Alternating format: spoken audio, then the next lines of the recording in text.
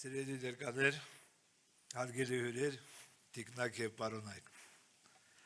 Այսօր անվտանգային հարցերով միջազգային այս համաժողովը տեղի ունենում ոչ պատահական վայրում։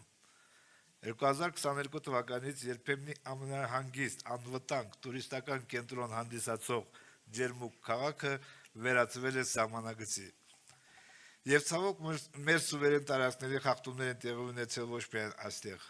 այլ նաև Սյունիքում, Գեղարքունիքում, Տավուշում, Արարատում։ Հակառակորդը չի սահմանափակվել Արցախով։ Ավելին, Արցախից հետո նրա նկրտումներն ավելի ագրեսիվ են դառնում, ինչի հետևանքով ունեցանք Ջերմուկի, Իշխանասարի, Սոտքի ներքին հանդի դեպքերը։ Հայաստանի սահմանները երբեք այսքան փոքր չեն եղել։ Մենք երբեք այսքան փոքր քարտեզ չենք ունեցել։ Եվ այս գիտակցումը մեզ բոլորիս հանգիստ չի տալիս։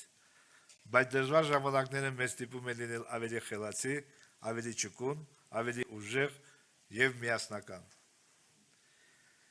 Ես մեկ հարց ունեմ այսօրվա իշխանություններին. որտեղից ձեզ այսքան ատելություն սեփական ժողովրդի նկատմամբ, սեփական ազգային արժեքների նկատմամբ։ Ես ձեզ հավաստիացնում եմ, ատելությամբ եւ պառակտումներով ոչինչի չեք հասնելու։ Դարեր շարունակ հայերին փորձել են բաժանել, մասնատել, բայց հայը իր մեջ ուժ է գտել միավորվելու եւ հաղթանակ կերտելու։ Վառ ապացույցը Արցախյան ազատամարտը եւ Սարդարապատը։ Սարդարապատի ճակատամարտը մեր միասնության խորհրդանիշն է, որի արդյունքում կերտվեց Հայաստանի առաջին հանրապետությունը,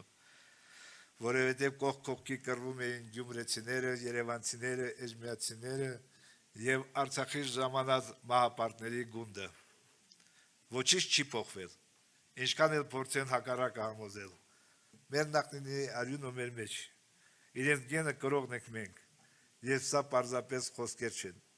Նույն 2022 թվականին Ջերմուկի ռազմական գործողությունների ժամանակ օգնության եկավ Արցախից ստորաբաժանումները։ Առանց վառելիքի, հացի, դեղորայքի, շրջափակման պայմաններում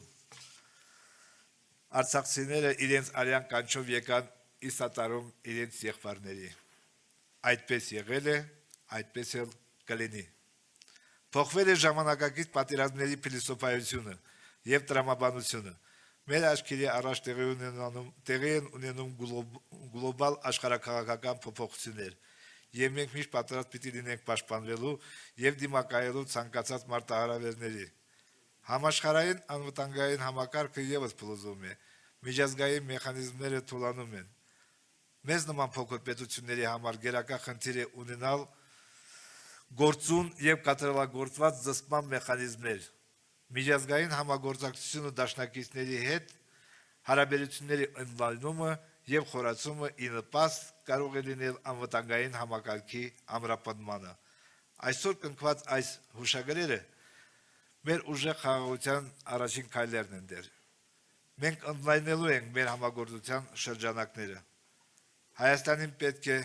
նոր եւ ուժեղ առաջնորդ։ Եվ ես հավատում եմ հաջորդ վարչապետ Սամվել Կարապետյանին։ Ես լավ գիտեմ խաղաղության գինը եւ գիտեմ, թե ինչպես ապահովել կայուն, երկարաժամկետ եւ ուժեղ խաղաղություն։ Շնորհակալություն։